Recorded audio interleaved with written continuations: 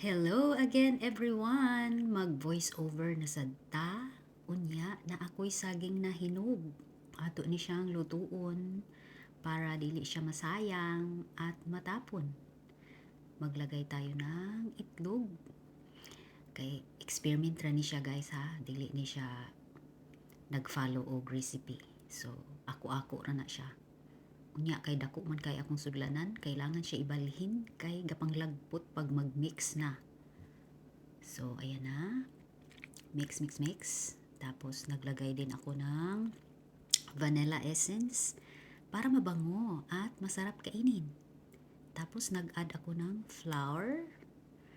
Ayan, yung flour. Tapos estimate lang paglagay ng flour para dili dry. Unya kay kulang man, dugangan nato gamay lang. O diba? Mix again hanggang sa mag-even ang mixture. Ayun. Tapos nag-add ako ng butter para dili siya mupilit sa kawali. Kay sa kawali ran ako na siya lutuon. Experiment na cake. Dili day siya cake. Pancake. Banana pancake na ambot lang. Ug unsa siya nga klase sa pancake.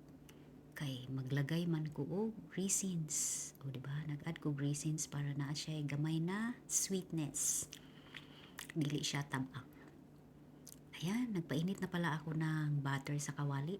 So, ilagay ko na yung mixture ng banana. At pinagpantay-pantay ko lang siya para maganda naman tignan. At tinakpan. Tapos, silip-silipin lang yan maya-maya.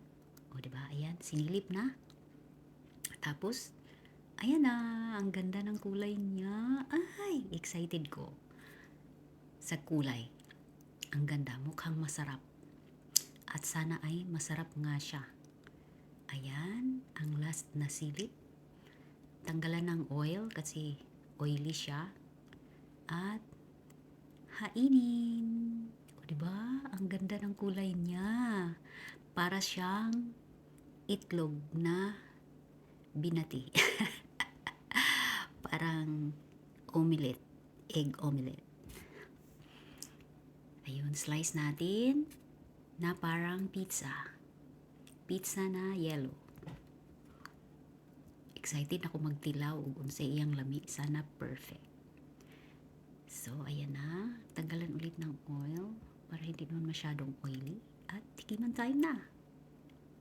At in fairness, masarap siya. Ayan, napapalakpak pa ako ha. So, yun lang.